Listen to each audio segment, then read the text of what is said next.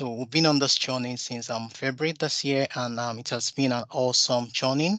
So far, we've discussed different workloads, starting with the Microsoft Identity, both a hybrid identity and the Microsoft Entra ID. From there, we jump into the Exchange Online, where we talk about the messaging infrastructure. Then there we move on to the SharePoint and OneDrive. Then we rounded up the session last month with Microsoft Teams. So into this session, we'll be looking at a different workload. How can we actually, protect all those informations? How can we protect our datas on SharePoint, our datas on OneDrive? How can we protect our datas on the Exchange as well? So that's what we'll be looking at Microsoft Purview. So Microsoft Purview used to be known as the compliance part of the Microsoft 365, in which we want to see how we can be compliant as an organization and what you can do to be compliant.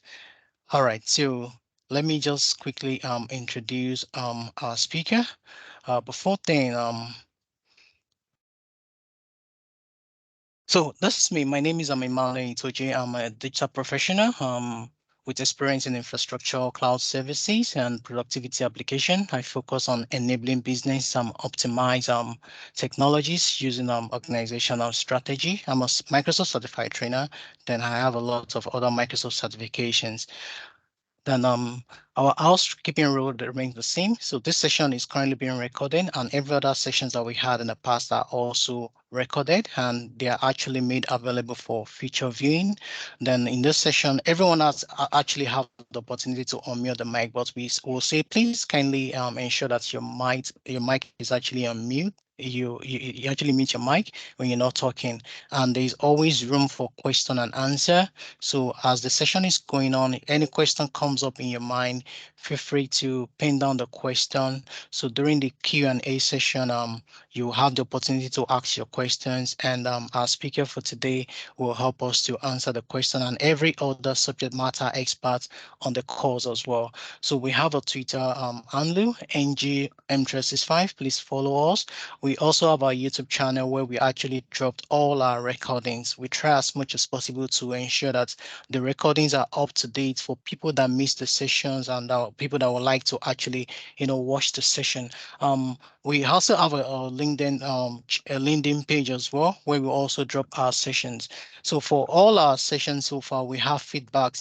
If you're interested, you want to give us feedback and what we can do to actually improve our sessions. We are also thinking of having a physical conference event. We are still working the modality out. So any feedback at all that you feel like giving us, if you're part of the our WhatsApp group, you can always drop your feedback. Be rest assured that the leadership group are actually monitoring search. So let me quickly jump into introducing our speaker for today. So his name is Chinke Emeka Ojiji, but we usually call him Gigi. He's a Microsoft 365 subject matter expert and also a communication expert. So Chinke is actually a dedicated technical support engineer who thrives on solving complex IT challenges and providing top-notch assistance to users. He has passion in deploying solutions across Microsoft 365 and ensuring that organizations are compliant, with when they're using the solution. So with a strong background in troubleshooting, is passionate about ensuring technology runs smoothly for businesses. So, and he's also he's a Microsoft certified trainer. He has been a Microsoft certified trainer since over 3 years now, and he has been training people on this Microsoft 365 technology. So we are privileged to have him today. Hi, Chinke. Good to have you today. Thank you so much for joining us today. I know it's pretty early for you in Canada and British Columbia and Canada. I know it's pretty early for you, but we still appreciate you for joining us today. Thank you. So I'm going to go back to the backstage so you have the stage. Yeah, hello everyone. Good morning, good afternoon, good evening, wherever you are. Emmanuel, thank you very much for the opportunity to pass on our little knowledge that we have in our small niche in Microsoft 365. It's a wonderful thing that is going on, and I must say the world is yet to see the benefits and the glorious things which we have started here today. they will see even more as time goes on. So I want to welcome everyone to this session. It's about the Microsoft Purview, and in Microsoft Purview, it was just recently renamed to Microsoft Purview. Previously, it was known as Security and Compliance Center, which handled everything security concerning Microsoft, concerning data protection within Microsoft as well. So I will take you through brief introductions. It's not only today. Today is just one session. We'll have the next session and the final session at the end of the month. Now, along the line, we will also look at some practical aspects that have a view of the admin center to show you where you can find certain things which are going to be mentioned during this training. And at the end of today's session, I'll also be posting a link, a self-study link, which you can use at your own time to go through. And if you have a test environment to practice as well, I will encourage that depending on how vested you are in these sessions that have been going on, it's very essential. I'm sure it must have been mentioned before, but I'll also mention it here. It is very essential for you to have a test environment because practice makes perfect, to be honest with you. These things that you're learning are ever evolving. As I mentioned earlier, the purview was previously known as security and compliance. Now, in the next 1 year, 2 years, Microsoft is very dynamic. So there's every possibility that in the next 1 or 2 years, there's probably going to be another name for it, or they're going to switch things up within the admin center. Everything is always changing with Microsoft. So in order for you to keep abreast with what is going on, your test environment is very, very necessary. Okay. Please do me a favor and let's try and mute so as not to have conflicting voices. Thank you. All right. So I'm going to share my screen to you.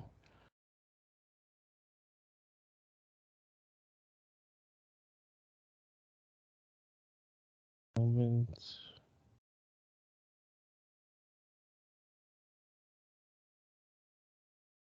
All right, please let me know if you can see my screen, please. I can see your screen. All right, thank you very much. Yeah. So the Microsoft Information Protection and Compliance, right, which is part of the Purview, Microsoft Purview, it teaches you how to set up, manage, and be compliant to features within Microsoft 365. Now, this is something that is very essential in different industries that use Microsoft products. There are the hospitals, for instance, the health sector, for instance, they have certain laws that govern the health sector, not only in Nigeria, but all over the world, which companies need to be compliant with the data that they receive. Now, you are receiving very important data of people that are that use your organization. You have their personal information. It's called personal identifiable information, PII, and this needs to be protected by all costs. And Microsoft being the ones giving you the tools that you're using to service these clients, we need to make sure that you are 100% correct in terms of data protection and information protection. Now, in this particular today's session, we'll look more closely at information protection and data lifecycle management, where it's going to cover key areas of protecting information, controlling internal risks, using advanced methods for data security, and conducting data investigations. These skills will help you meet regulatory requirements and safeguard your organization's data effectively. I will switch, pardon me, I want to show you the admin center. Let me reshare my screen.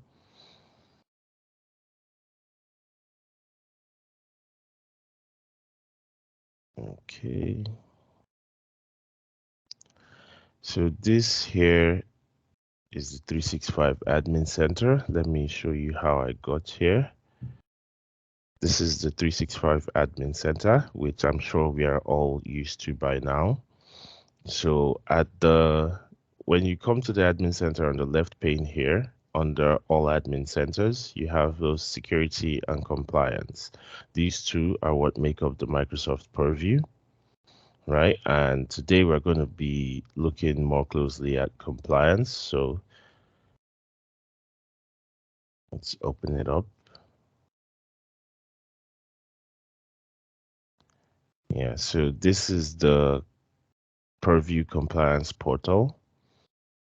And this is where you can make changes that can affect the security of your organization in terms of data. Now, in here, you have the compliance manager, data classification, which shows you classifiers, activity explorer, data connectors. It also has alerts in here, which you can set for your organization, which will tell you at different times if any breach has occurred or if any data has left the organization or is coming into the organization. You also have different policies which can be set, and you have the roles and scopes. Very important, very important. Anything concerning security and compliance, you need to have permissions. Now, being a global administrator in your Microsoft 365 tenant is not enough. You need to have certain permissions for you to carry out certain roles within the Purview Center. Now, I'll touch the permissions first, but let's just continue.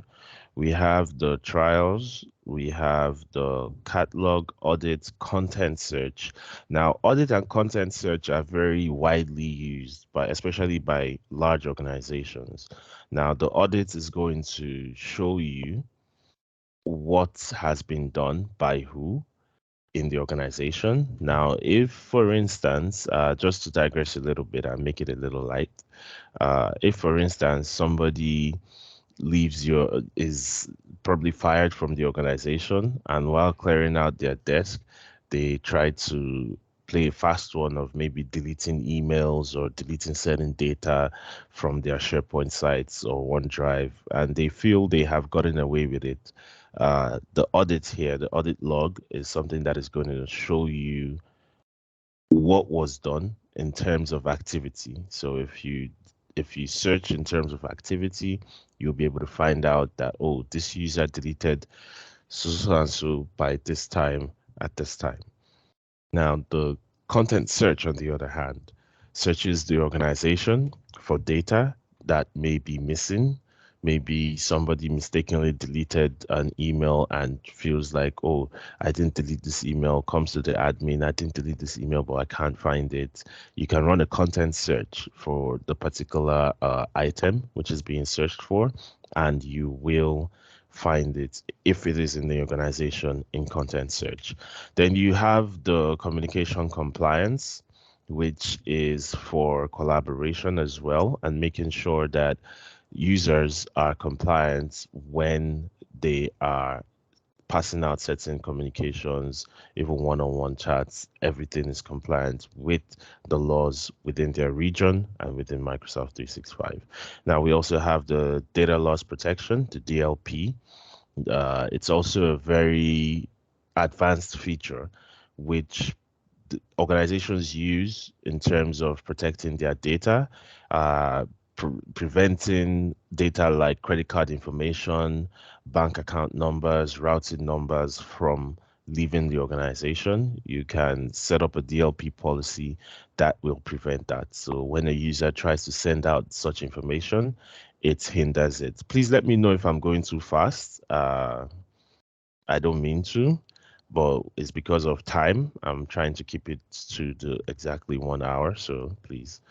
And so we proceed. The E-discovery. E-discovery is also an advanced search which can be used to search the organization for SharePoint items, OneDrive items, Teams chats, and so on, and emails as well. Then you have the data lifecycle management. Now, data lifecycle management is more vested in the users services which they're using, which they're making use of, uh, in terms of having retention policies. Now, for instance, you can decide to set a certain retention policy, which will make sure that once a user has emails up to a certain period, let's say they've had 3 years worth of emails and it's clouding their mailbox, making it full. Because of space, you can decide to move those items that are 3 years and above to archive. And immediately, once you set the policy, you set the retention policy and effect it on the user. There are ways to kickstart this policy as well. Just not to digress, but for retention policies within the data lifecycle management, you have the one for the mailbox, and then you have that for SharePoint and OneDrive.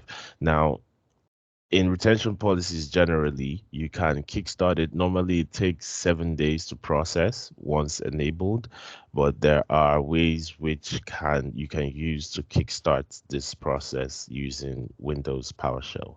We'll get deep into that as the course progresses. Then you have information protection, which involves having label policies, auto labeling on whatever is leaving your organization. Now, you can have labels on your emails, you can have sensitivity labels on your emails, you can have sensitivity labels on documents as well. This protects and gives you full rights on these documents and this data as they leave your organization. Now, it makes sure that whoever this data is intended for is the only person that can see this data. And if the data is not intended for you, you will not be able to view it. That's part of what we're going to touch today as well. And you have information barriers as well, which also has policies. And we will also touch a little of that, maybe not today, but maybe next week. We will look into that. And you also have the insider risk management. Even within the organization, yes, there are risks. There can be risks in terms of data. Most people can get compromised. They can allow bad actors. When I say bad actors, I'm talking about the fraudsters and hackers and so on. They can be susceptible to these people and thereby putting the organization at risk from the inside. Uh, we have records management, privacy risk management, subject rights requests, and there are other resources as well. This is just a brief introduction into the Compliance Center. Now, as I said earlier, I want to show you one of the first steps before carrying out anything in the security part. This is compliance part portal of the Purview. In the security portal of the Microsoft Purview, you can carry out certain things without not necessarily having all the roles, right? But within the compliance center, you must have these roles for you to carry out almost all operations within here. Now, I'm going to touch on that first because I see that's very essential before you proceed. Now, if you come to the Compliance Admin Center, you see the roles and scopes here on the left, and you have the permissions. Now, these are the Purview Solutions permissions, and they also have the permissions for Azure AD as well. But because we're dealing with the Microsoft Purview, we will focus on the Microsoft Purview roles. Um, I hope we're all with me. Hello, everyone. If you're following, guys, you can use the reaction button, clap, art, anything. Just use the reaction button, please. All right. Thank you very much. So, moving forward, so these here are roles for the Purview solutions. Now, you need mainly three roles, but depending on what you want to do, you might need more. But I'll discuss mainly the three major roles which you'll need. Then I'll mention the other roles for us to just have a look at. So now, one of the first ones you need to have is the organization management role. Now, this role here, you can see the roles in this role group of organization management. It includes audit logs, case management, communication compliance admin, communication compliance case management, compliance administrator, insider risk management admin. It goes on and on. I won't mention all. And it also has view only of audit logs. Now, this view only of audit logs only drives home the point that having this organization management role alone is not going to let you to export audit logs. It means you can only view them. And also in all these other ones here that are view only, that means the organization management role is not enough. But you can use it to search and purge and view, but you cannot export. You need more than that to be able to export. So even the sensitivity label administrator is also under this role. Now, the next role, which I'm going to be talking about, is the security administrator.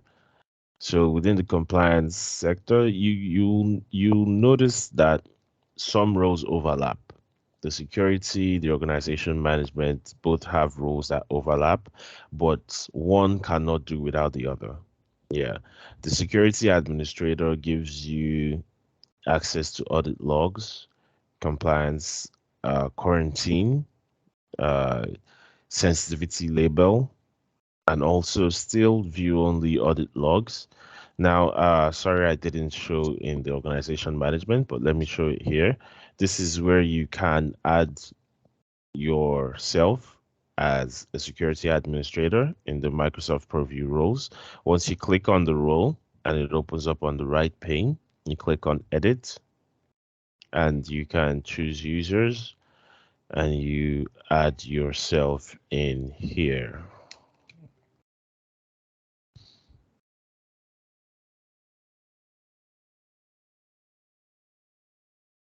Sorry.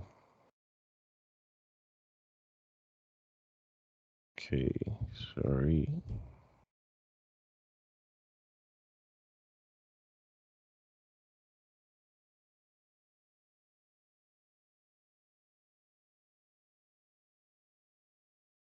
So this is where you can add it. And once that's done, you save and you're a member of the role. Now, these roles, sometimes they can take a couple of minutes to propagate around the whole tenant. So it's advised to give it about 1 to 3 minutes thereabouts for it to propagate. Same way for organization management, come to edit and you add the user.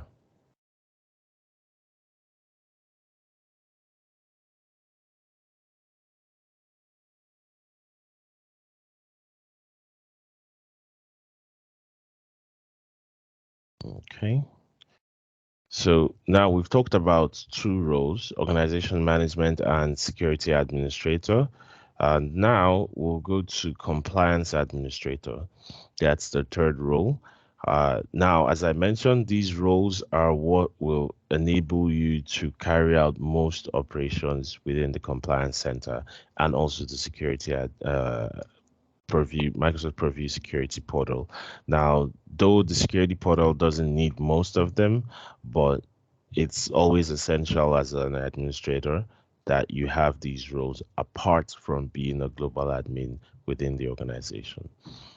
So in here in the compliance, it gives you access to more case management within the e-discovery, communication compliance case management, and it gives you access to DLP, information protection, admin, and viewing audit logs as well. So let's add our admin here.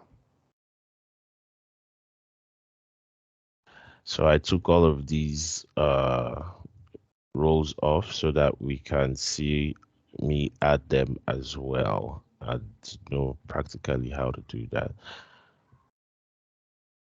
So after we have organization management, security administrator, and compliance administrator. One last one I'll throw in there is e-discovery manager. Now, e-discovery manager role here has two roles in one. You have the e-discovery administrator as well as the e-discovery manager. And what do they do? They allow you to manage cases, communication, compliance search, anything you're searching for within the organization. This is where you have the role that will allow you to do that and also to export and to hold and to review set tags within the compliance center. Now, as I mentioned, there are two roles in one, the e-discovery manager and the e-discovery administrator.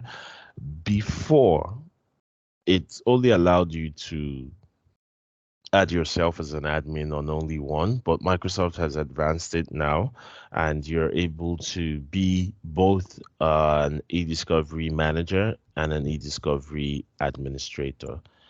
Um, let's add.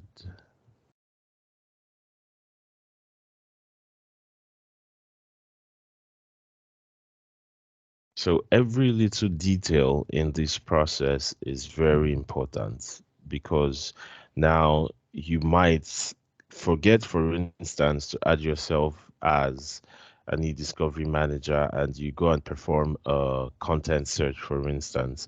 And after performing the content search, you find you're unable to export what you what you did, what you searched for, but that's on you. That's on you. Oh, sorry, give me one moment.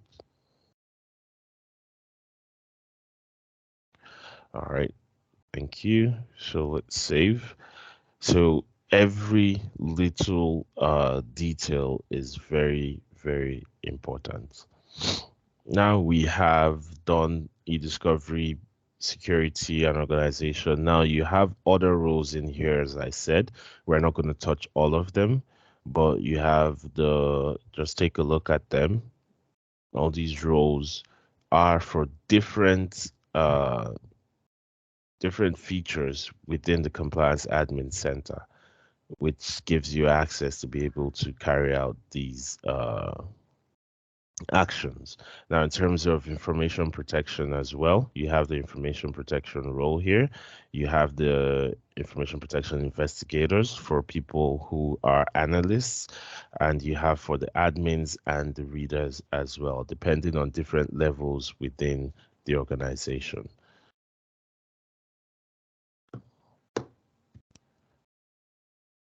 So you also have the opportunity as an admin to create a role group within the Purview roles. Now, depending on what you want a user or an admin to be able to do, let's say maybe you have an external auditor coming in to audit your organization and you want them to be able to view certain tasks without being able to do anything else, you can create a role book specifically for this reason. Now, the in creating the role group, you add what you want them. This is where you can do it. You add what you want them to be able to do. We're not going to go in depth into that, but once you create it, you choose the roles, you add the members, and you complete it. And this will be here as a custom role group. As you can see at the bottom here, there are some custom role groups here. and you'll know from the type. They have the built-in and the custom. So you add whatever roles you want this person to be able to do, and you add the person that you want and save. Okay. So that's that about the roles, which is the beginning of doing anything within the Microsoft Purview Compliance Center. So now that we've done that, uh, let's go back to our main focus of today, which is information protection.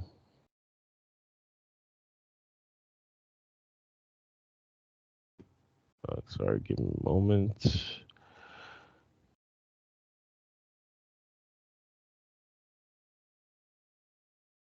Okay, so in information protection, you're dealing mainly with data, right?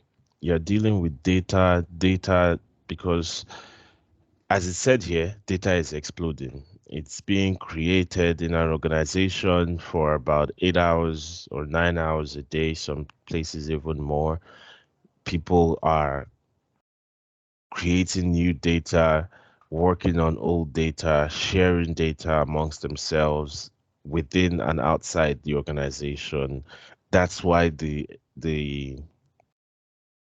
term is given to it that data is exploding.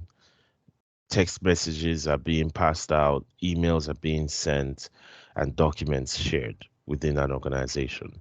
Now, regulations, countries, regions, they are all having regulations about data, what they want to be done to data. Some organizations have specific requirements on where they want their data to be stored, because if their data is stored in a different region, it can be detrimental to the organization. So these many organizations struggle with this.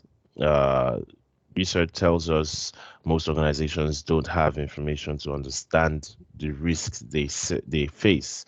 We in Microsoft, there are a lot of complaints sometimes of people being compromised. Now, the reason why these accounts are compromised, data is stolen, most times is because they don't understand how to manage and protect this data.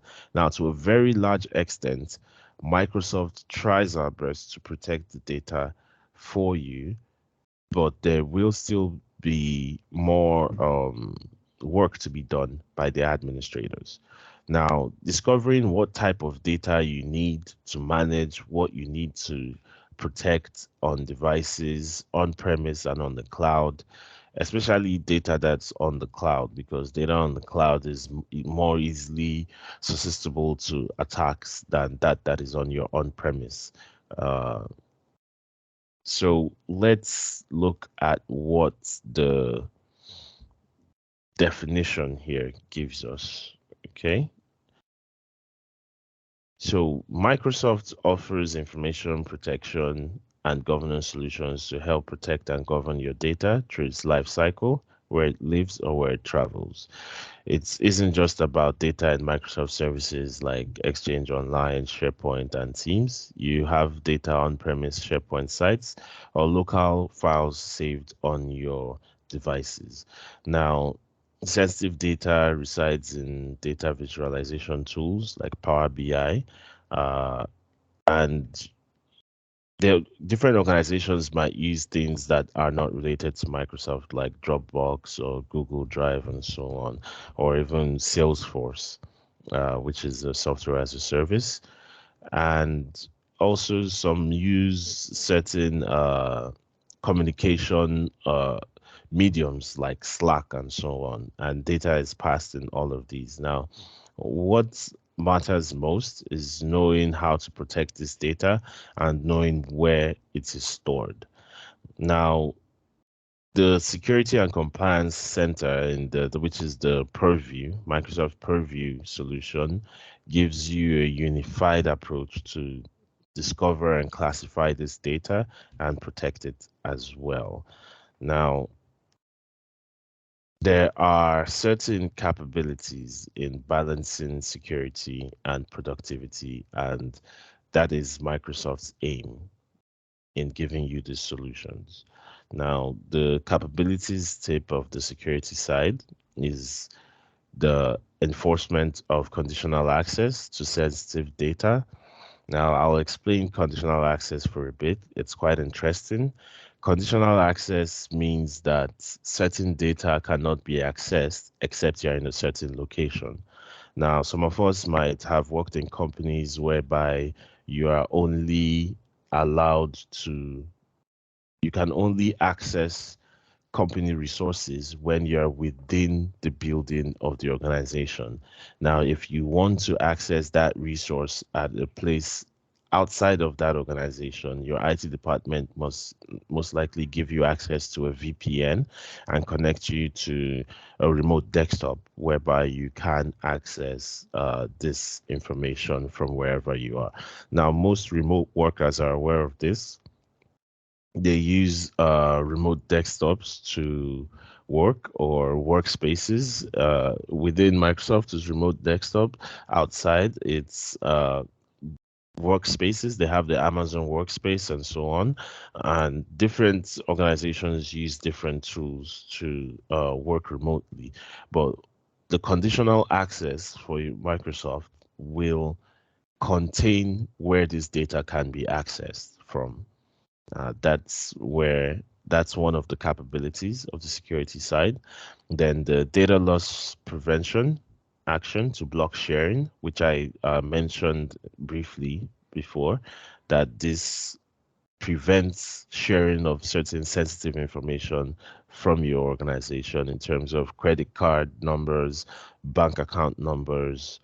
You will not be allowed to share this if you have a DLP policy in place. Now, file encryption, file and email encryption based on sensitivity labels. Now, the information protection is mostly about labels and label policies. Now, creating a sensitivity label on all attachments that leave your organization, make sure that as the information is leaving, as the data is leaving the organization, it actually gets to who it is meant for, and nobody else apart from that person is able to access that information. Now, for instance, if the person you're sending data to ends up being a compromised user, which means the person's account has been compromised or hacked, and as soon as the data gets to that person, the data is forwarded out of the organization. This is what most of these hackers do. Now, once the data is forwarded out of the organization, wherever it gets to, they will not be able to view that data because of the encryption on it based on sensitivity label. It will not allow them to view access. They will only have it, but they cannot access it. Now, it will be very difficult for a hacker to break through these sensitivity labels, except you are given access by the owner of the data. Now, these DLP policies prevent data leakage. They prevent employee giving out or putting at risk inside information or inside PI, inside personal identifiable information like your company credit card numbers or your company bank account numbers and so on. So it also, one of the capabilities again of the security side is the business data separation on devices. So it allows you to organize your data. It allows you to separate them in identifiable means on your devices. So the security part of this will give you a certain sense of organization, meaning you can have data saved on SharePoint, you can have data saved on Teams, and they're all protected in different places, even the data down in your mailbox. It will protect it for you and separate it on different devices. Now, securing email with encryption and permissions. Encryption is something that is encouraged because most large organizations that are sending emails out regularly, if this data is not encrypted, it can get into the wrong hands, as we said. And all we are about here is security and data protection. So encrypting your emails, applying an encryption on all emails leaving the organization is very, very important. And Microsoft has the new encryption capabilities, the OME capabilities, which we might also discuss along the lines as we proceed. Yeah, so on the productivity side, what do all these capabilities show us? It ensures a seamless built-in experience with Office applications across all platforms. You know, Office, especially apps for business, you have to sign in with your account to activate it. And anywhere you're allowed for one license, you're allowed to use it on 5 different computers. Now, so anywhere you have your account signed in on Office, if the data on one is here, that data will be available to you on the other as well. So it's allows the seamless built-in experiences across whatever you're working on. Once you sign into your Office, it brings whatever capabilities you had on your main computer to whatever computer you're using, and you're able to work almost exactly the same way as you were if you change locations. It allows for flexible search, collaboration, and co-authoring on protected files in the Office on the web. It is also recommended labeling and visual markings with the sensitivity labels, watermarks on icons. You see some documents and you see across them the watermark confidential. Uh, you can have sensitivity labels do these for you, and you can also have policy tips on emails. So once they receive an email, there's a tip that's going to be there notifying whatever information you wish to pass across. And it also has built-in labeling on Office applications on iOS and Android systems. Now, this here is the balance between security and productivity within the Microsoft Purview Compliance Center. As I mentioned, I will be giving you this link to also allow you go through these things on your own and practice as time goes on. So here, um, which the people, right, in an organization that the information protection governance lifestyle involves are the people that we're going to mention. You have different heads of the organization in different places that this purview solution affects greatly, or they are the ones that determine how it affects the organization. Now, first in line, there is the Chief Information Security Officer, who will be the one that will determine policies and procedures.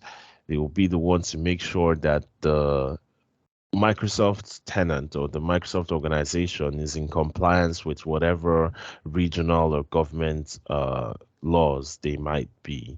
You also have the compliance officer who also understands, interprets these regulations and how they apply to the organization. And then you have the data admin who writes the policies for this sensitive information and also makes sure that the guidance provided by the governance committee is followed. And the data owner is usually the business owner, the owner of the content, or the CEO of the organization. And you have the help desk who are trained to help people, or trained to identify and troubleshoot issues regarding the data classification and data protection within the Microsoft Purview. Now, you also have the information worker who creates information to be passed across to users as a learning path for them. Now, going forward, right, we are going to, from everything in the purview is all about process. Now, I mentioned to you that one of the first things to do is to have the right roles. Now, before you carry out anything as an admin, now that's part of the process.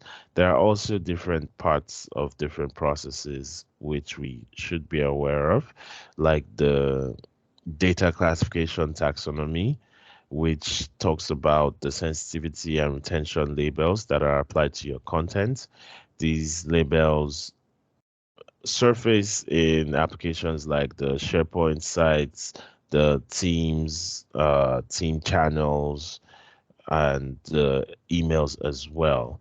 Now, users can apply labels manually or have Microsoft 365 apply them automatically without, depending on whatever policy that the admin sets. Now, the classification policy as well, once you've built this data taxonomy, which means the sensitivity and retention labels applied. Once you have built those sensitivity labels and retention labels, you can classify them on where you want them to be applied. Some people might want to apply them only on SharePoint sites. Why? Because they have more sensitive documents within the SharePoint site. They can decide to apply it within the Teams workspace, depending on how many chats or meetings they have going on in that environment, or on the Exchange service, Exchange Online service as well. Now, once you have these settings and you're able to classify where you want them to be applied, you create the policy, test the policy, and deploy this policy from within the admin center. Now, while this data is being used, while these policies are being used by the organization, it's very important that you monitor as an admin. It's very important that you keep yourself aware. Now, the way you will be alerted is mostly through emails.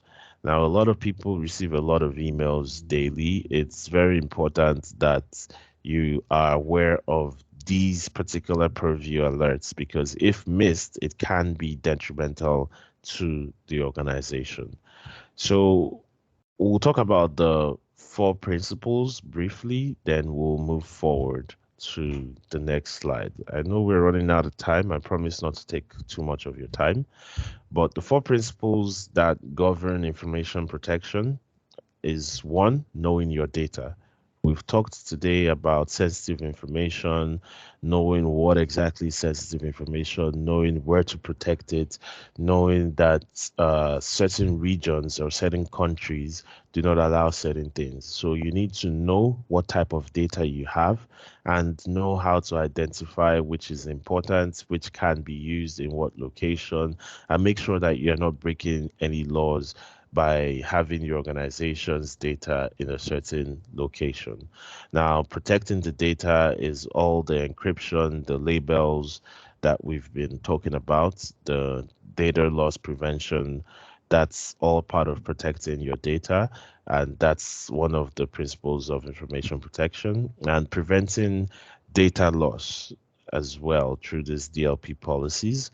And finally, the last principle is governing your data. Now, you can decide as the admin what data stays and what data goes. I mentioned to us retention policies. Now, these retention policies, you can decide to, if you are working on, let's say, the mailbox of your CEO, your CEO will not want to lose any data no matter how long it's been. So you can decide to create a retention policy to archive this data and keep it within the organization. Now, if, for instance, not to diminish any role, but if there's a role, for instance, whereby the emails don't need to be kept, for instance, maybe a marketing role whereby they receive a lot of marketing emails, a lot of spam emails, you can decide to delete such data by creating a retention policy to delete after a certain time. Uh, Now, these are the four principles that govern information protection and governance, and the outcomes of these depends solely on the outcome of whatever you're doing in the compliance center depends solely on knowing these four principles. So far, you know your data, then you know how to protect it, and you can prevent the data loss and know how users gain access to this data. Those are very important parts of it. Now, I will share this in the chat so that we can all have access to it. I will, okay. Oh, I'm seeing a question here from Evelyn. Evelyn, thank you very much. So you say how far back can you search for a deleted item? Now, where you can search for the item is in content search, right? And there are so many ways. Now, I will explain from the mailbox perspective now. Let's start from there. We'll progress from mailbox to other resources like SharePoint and OneDrive. Now, if an item is deleted in your mailbox, normally the deletion process is it's deleted, it goes into deleted items. Now, if your deleted items, if it stays there for a certain period of time, or let's say your deleted items gets full, it moves from deleted to recoverable items. Then from recoverable items, it can move into purges and deletions. Now, the recoverable items is not visible from the GUI. You won't be able to see that. All you can see is deleted items. Now, in searching for this deleted item, it also depends on how it was deleted and where it goes into. Now, in Microsoft, if you search the deleted items within the mailbox and you don't see it for emails now, right? You can use a content search to search for this, and it'll tell you if it's in recoverable items, if it's in deletions. Now, if it is there, there are certain ways which you can use if you're talking about mailboxes. Now, the deleted item you specified, you didn't specify if it's email or not, but I'm going to give you scenarios of both email and both files and documents. Now, for email, after you've searched and you don't see it, right? In if it's not in the deleted items folder within the mailbox, and you search the content search and you find out, let's say it's in purges or it's in deletions, right? Or within the recoverable items folder, there are certain ways. Within Windows environment, you're able to, if the account is added on an Outlook desktop application, you're able to find this within that recoverable items by using a certain tool which is available. Now, if for Mac users, I'm sorry to say, but you won't be able to because the tool does not work on a Mac. It only works on Windows. I will paste the link for that here. This is a tool that I will advise that you get proper direction when before you use it. But it will help you if you need to search for a deleted item in the mailbox. Let's go look for that here. Hi, Gigi, while you're Itoje, looking for that, so I'm there are actually some other questions. So I was actually waiting for you to be done with your presentation and demo. oh, okay. Uh, I think Okay. we can still take additional 20 minutes. Okay, I'll use the last one to answer any questions and also buttress some facts on this. Am I allowed to share this tool with them? Yeah, yeah. It's actually Okay. it's a tool by senior escalation by Microsoft, so they actually Mm, need it. Yeah, okay. All right. You know, it's a very sensitive tool, so and we have to tell them the pros and cons of the tools. yeah, so I'll share this in the chat box. Evelyn, this can be used to, sorry, sorry.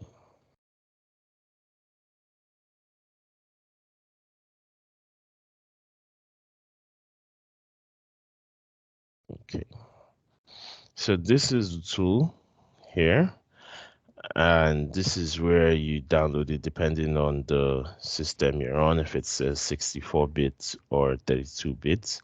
But the .exe is the one that you download.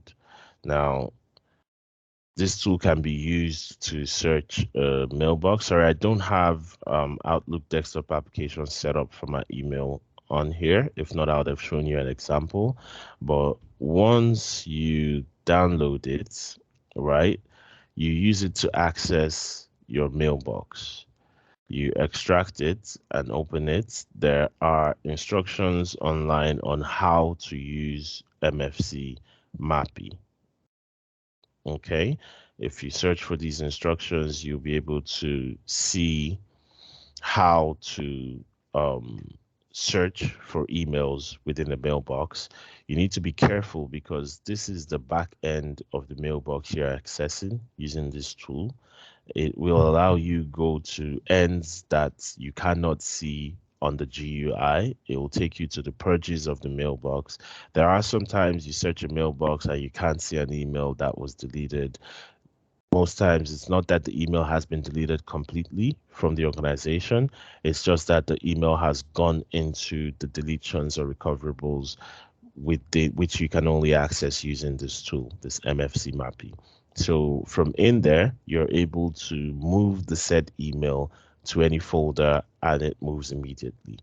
Uh, Probably during the exchange session, uh, this will be looked into more closely.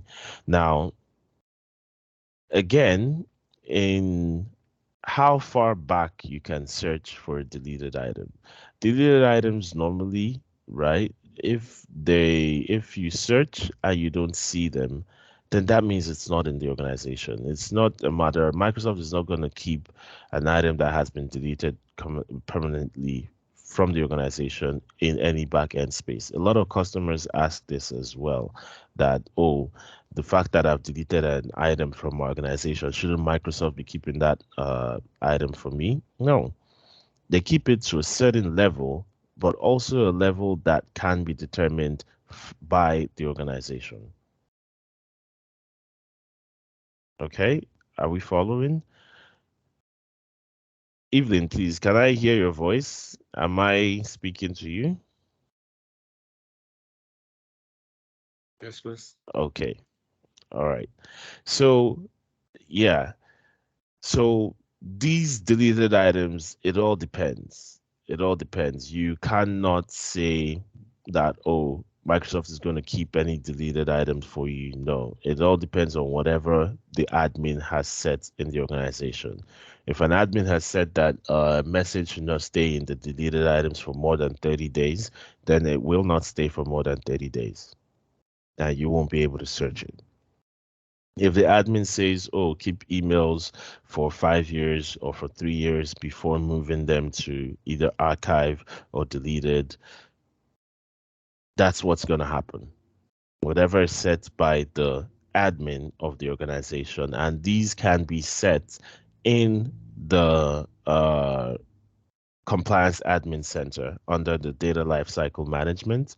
That's where you can set retention policies for your organizations. Now, there is the default MRM policy, the default retention policy, which is automatic. Once you enable archiving for a user within the organization, you will be able to see this.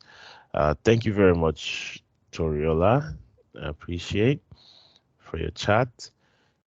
So I'm going to show you about the deleted items within SharePoint now and within OneDrive. Now, if you delete anything from your SharePoint site, any file, right? It also depends on where it is deleted from. Now, some people access SharePoint mainly on the browser. Some sync SharePoint to their desktop and they access it on the file explorer within the desktop. Now, if you delete an item from the web version of SharePoint and OneDrive, it goes into the recycle bin on the SharePoint. Now, depending on the contents of the recycle bin, if there's no space, there's a secondary recycle bin as well within SharePoint. So the deletion process of files in SharePoint and OneDrive goes from when deleted to deleted items, from deleted items to the secondary recycle bin, the recycle bin and the secondary recycle bin. Now, if this deleted item is not found in any of these two places, and you use a content search to search for these items, then finding it is going to be very, it's not going to be possible. Once you don't, anything you don't see in content search when you search, that file or item is not in the organization anymore. There's nothing anybody can do about it. It's a sad fact, but it is what it is. Now, sometimes these items are deleted unknowingly or by people trying to perpetrate certain acts, but once it is deleted from the organization and you don't see it in the content search, then it cannot be found again. Let me take us over to where since the question about items, searching for items was brought up, right? We've talked about the roles that are needed Chinke, for you. Yes, please. like, so since you're answering questions about content search, so let me just add another question to that. So you just answer the Okay. two together. So Okay. Mr. Williams is asking that what is the difference between the audit search and content search? Okay. All right. So, this is where the content search is within the compliance center. For those of us that probably were not here when we got here, from the 365 admin center, you come to all admin centers and you click on compliance, and that will bring you to this Purview compliance portal here. And in this portal, that is where if you scroll down to the solutions, that's where you can find content search and audit log search. Now, while going to answer, continue answering Evelyn's question, I'll also just briefly describe what audit and content is.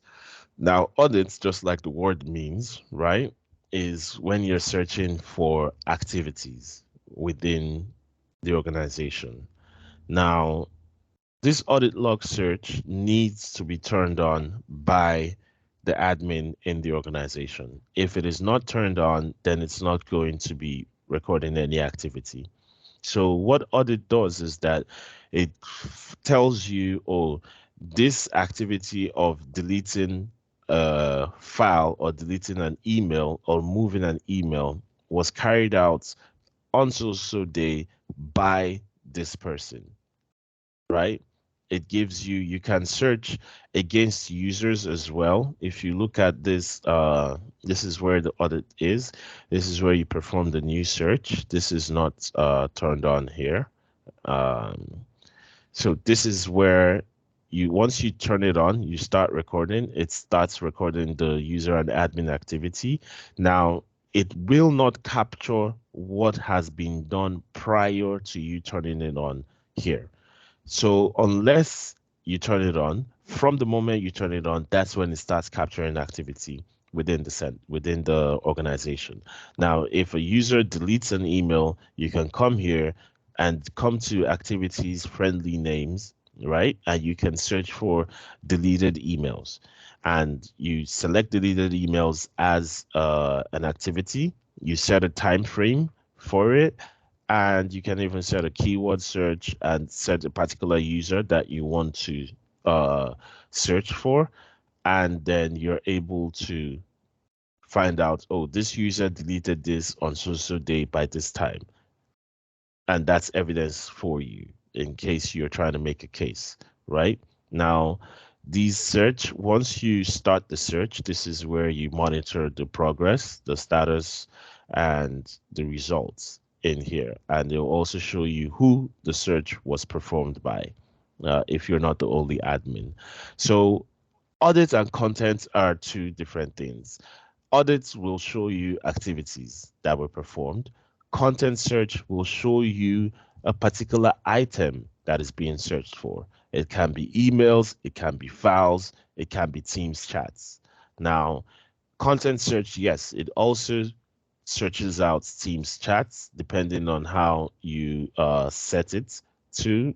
That can also, I'm sure that was discussed during the Teams session, searching for Teams chats within the organization. Let's say for people that have deleted certain chats, they've deleted certain things that were posted on Microsoft Teams. Yeah, especially for those in organizations that are trying to be smart, thinking on Teams you can discuss your personal matters or probably go and toast one babe that you saw that you like and so on, while on work hours on company's money. It's not allowed. They can catch you using this content search. Okay.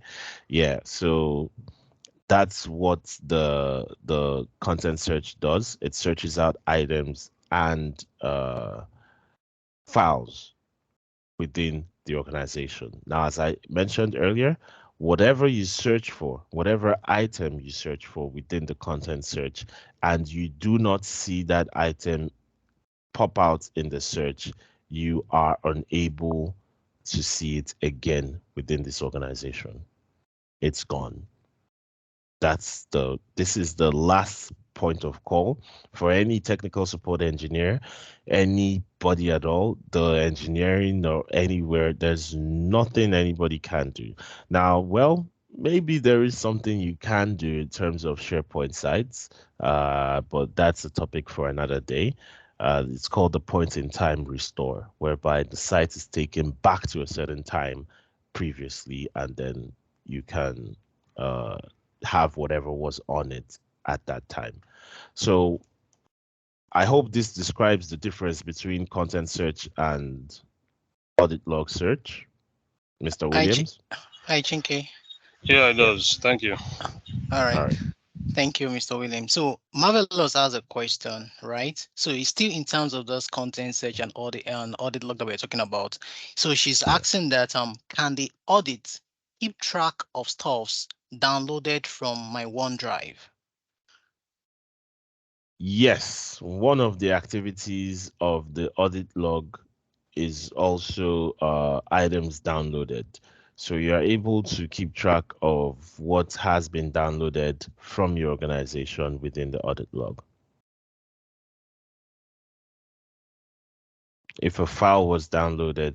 Now, which is why, going back to one of the first things I said, it's essential for you to have a test environment. Now, this test environment will allow you to explore certain things on your own time when you have the opportunity. It will allow you to test out. You can come here. There are loads of activities in here for both Exchange, for Teams, for SharePoint, for OneDrive, for even security and compliance. As you can see, it says start recording user and admin activity. So it covers all angles. It covers all angles. There are files and folders. If you want to find out who that a file was downloaded, it'll tell you that a file was downloaded. Okay. All right. So now, I hope I answered that question, please. Marvelous, can you confirm if you got the answer?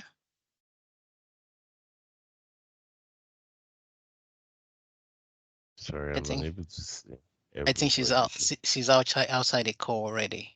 But I believe that Oh, okay. answers the questions. All right.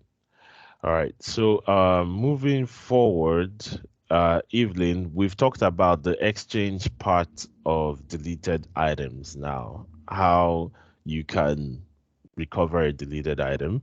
Now, coming back to Teams and sorry, SharePoint, yeah, and even Teams, you can perform a content search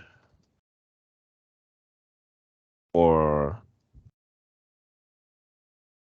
SharePoint sites from here. You can specify the location in the content search. If it's Exchange you want to search for. Now, Microsoft always tries to, even though, to be honest, Microsoft can be complicated sometimes, but you have to admire the effort they put in to try and make things easier, even for admins. Now, the Exchange mailboxes here, you can see you have the 365 groups, Teams, and Yammer user messages. That is what is covered under Exchange. And then you have, for SharePoint sites, you have OneDrive sites, Microsoft Group sites, Team sites, and Yammer Network. And then you also have the Exchange public folders, which you can search for.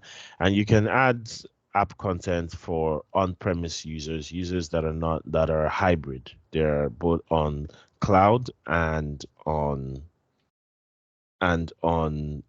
the on-premise as well. So once you specify the location you want, let's say it's SharePoint, you can choose the site you want from your existing sites, right? Or if you don't pick any, that means you're selecting all sites. Now, going next here, this is where you build what you want to search for, if it's using keywords, or you can add a particular condition. Now, these are all the various conditions here. These conditions are both the same, both for SharePoint, Exchange, or the public folder search as well. Now, you can search according to date, sender, size, subject, retention label, message kind. Now, when searching for Teams in Exchange, what you use is message kind when searching for Teams chats. When searching for SharePoint sites, you can put the title, you can put the created date, you can put the author or the sender and author here, or the subject title, or the who it was sent to, if the file was shared, last modified, file type. You can use all of these to add a condition. Now, depending on what condition you put in there, these you will be asked certain questions to try and simplify the search to make it easier. If it equals any of, none of, or contains any or none of. And you can add as many conditions as you want. Now, when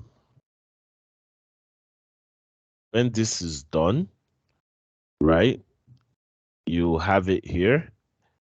And then you can, the search criteria, you review it, and then you can submit your search. Now, whatever is searched for here, again, I repeat because this is very important. Whatever is searched for here and is not seen, that means that email, document, file, whatever it is not within this organization. This is the last point of call.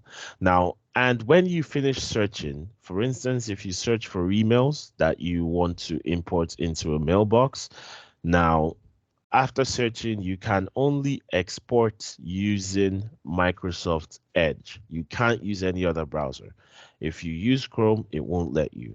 You have to export using Microsoft Edge, which makes it a bit difficult for users of MacBooks, uh, because that means they have to download Edge separately, as the MacBook does not come with Edge. So that's about. Hi, Chinke. Can you hear me? Yeah. Yes, I All right. can.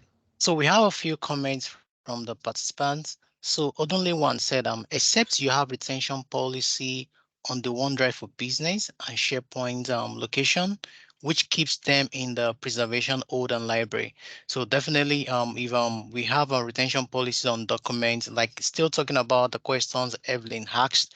So if what is deleted is actually a file or a folder, a document. So except that's what Ondulema was saying here. So except there's retention Yeah. policy in the SharePoint location, Yes. so it will keep them in a place called the preservation hold. Then if no retention policy or label is on the data, then the data is actually permanently deleted in 90 days. Talking about files and folder. Thank you so much for Talking that, about Odenle files. one. Yeah. Yeah. Yeah, thank you very much. Yes, that is true. That's talking about files and folders. For emails is a lot different. Now, as we said, everything depends on whatever retention policy is set by the organization admin. That's a very good one. It's very nice to know that we are following and paying attention. So, Evelyn, your question was spread out wide. It wasn't too specific if you're talking about files, folders, or email items. But I believe we both, with my explanation and with this explanation given by Odunle one, you have your questions fully answered, I hope.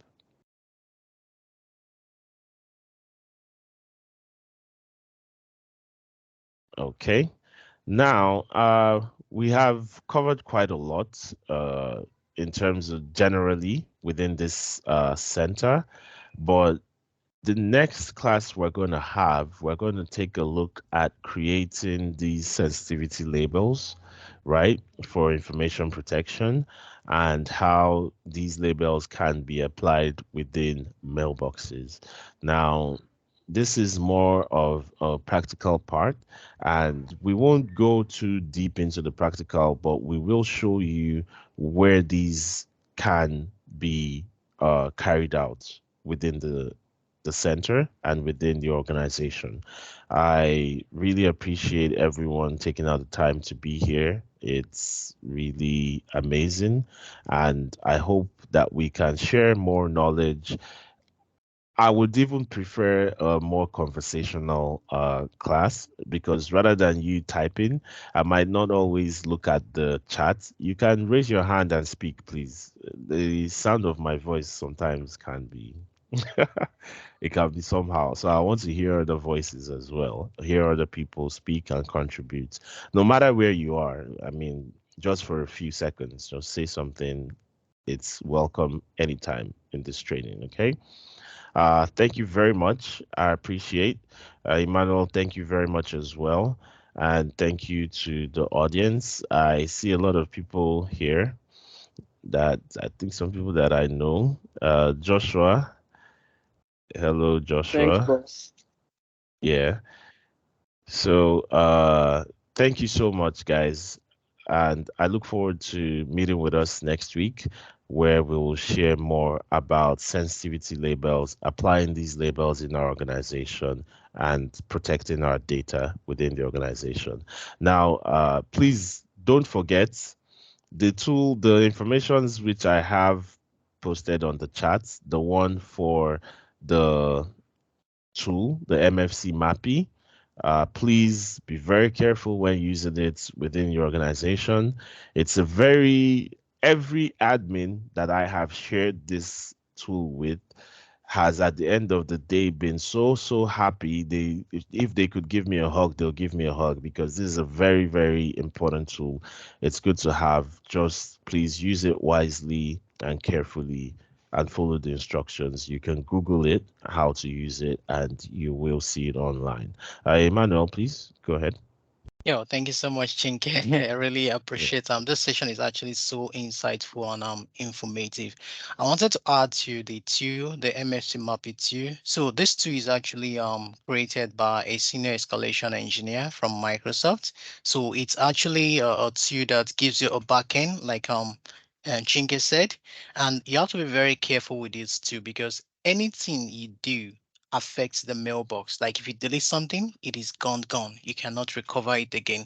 And one of the use case for this too is actually for corrupt inbox rule. Sometimes users create inbox rules and they deleted the rule thinking that the rule is actually gone, and they find out that emails are the rule is still applying even though they check in their inbox rule. They can't find the rules that is acting on the mailbox. Maybe they created a rule in the past to delete emails from a particular group or user, and they still find out that the rule is still acting despite the rule has been deleted too.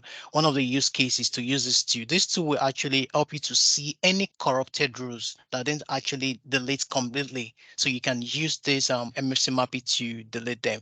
But we're gonna have a session in the future in which we'll actually talk deep about this, how to actually use this MFC mapping in the future. So yeah, I actually look forward to that session. Thank you so much. So guys, if you have questions, if you have any Can I say feedback, you can. something? Yes, please, Joshua, go ahead. Okay, hi everyone. Hi Emmanuel. Hi Hi, Emeka. Hello, hi, Joshua. Joshua. Yeah, so just to add to what my senior colleagues have said about MFC MAPI, right? MFC MAPI is the skeleton of Outlook. You can use it to change your inbox to become your outbox, and then your outbox to become your sent items folder. So when you're using it, Emmanuel has given a sample scenario where you use it. So when you're using it, if you are not sure, just like the same way you're using PowerShell, if you're not sure, don't use it. Reach out to support and they will assist you, right? It's very, very complicated too, and then it can scatter your Outlook. And then except you have an engineer or a senior escalation engineer that can actually use it, and you can use it to recover your Outlook. But please be very, very careful with that. Thanks. Thank you, Joshua. Thank you. Guys, you can unmute Thanks. if you want to say something. Anytime, Evelyn, Funshaw, Gloria, Joseph, Kingsley, Mike, Mr. Williams, Odunle, Okpeyemi. So you guys, Emmanuel, Shegun, you guys can actually unmute if you have something to say, a feedback. We'll love to hear your feedback. At least love to hear from you guys.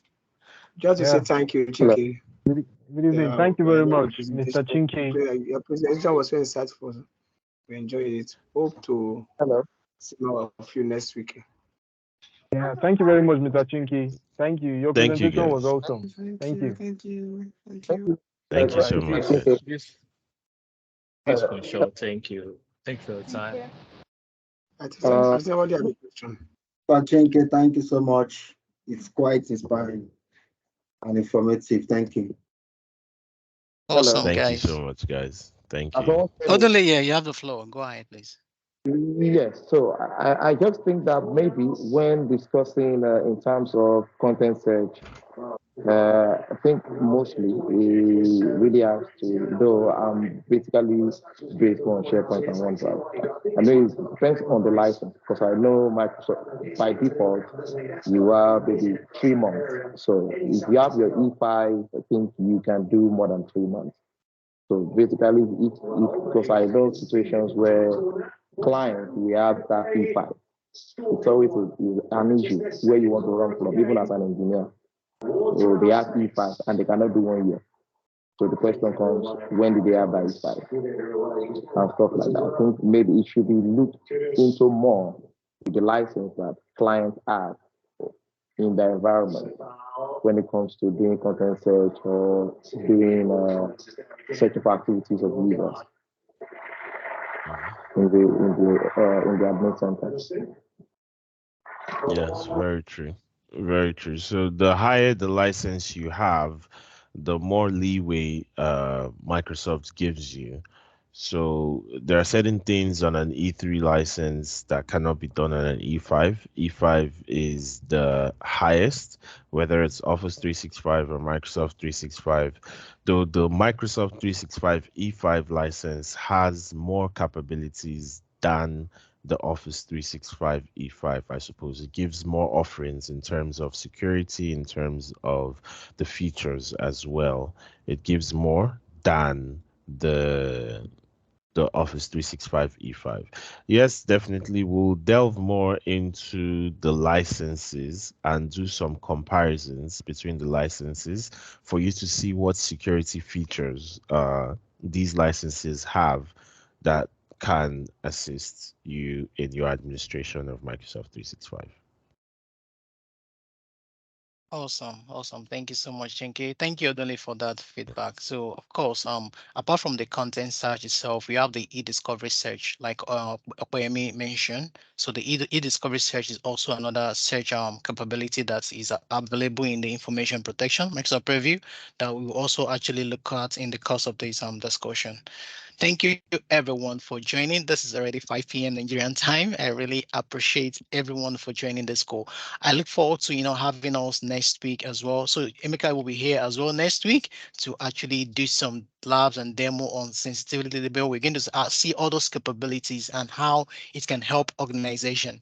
I joined an organization recently and I discovered that if I'm going to send an email, there are 4 labels on my Outlook. That's if you're trying to change any labels to different labels, you have to give a reason why you want to change that label before you can send that email out. So those are different capabilities that organizations use. And Emeka will be here with us again next week to help us to understand those sensitivity labels. Thank you everyone for joining, and I'll see us next week. Enjoy the rest of your weekend. Thank you. God bless you. We appreciate it. Thank you, everyone. Thank Enjoy you. the rest of Thank your you. weekend. Thank you. Thank you. Bye. Thank you. Bye. Thank you, Emmanuel. God bless you.